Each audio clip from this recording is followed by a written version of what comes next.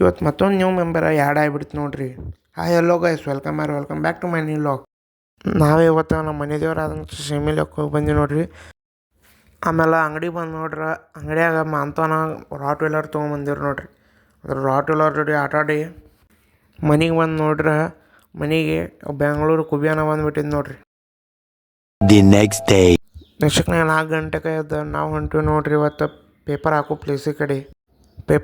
ಪ್ಲೇಸಿಗೆ ಬಂದುಬಿಟ್ಟು ನೋಡ್ರಿ. ಎದಕ್ಕಪ್ಪ ಅಂದ್ರೆ ಮಂಜುನ ಇವತ್ತೊಂದು ಪಾರ್ಸಲ್ ಆರ್ಡರ್ ಮಾಡಿರಿ ಹುಬ್ಳಿ ಹಿಡ್ದ. ಅದಕ್ಕೆ ಅದನ್ನ ತರಕ್ಕೆ ನಾವು ಹೊಂಟಿದ್ವಿ ನೋಡ್ರಿ. ಅಲ್ಲಿ ಹೋಗಿ ಒಂದು ತಾಸು ನಿಂತರು ಗಾಡಿ ಬರುವಲ್ಲಿ ತೆಗಿತ್ರಿ.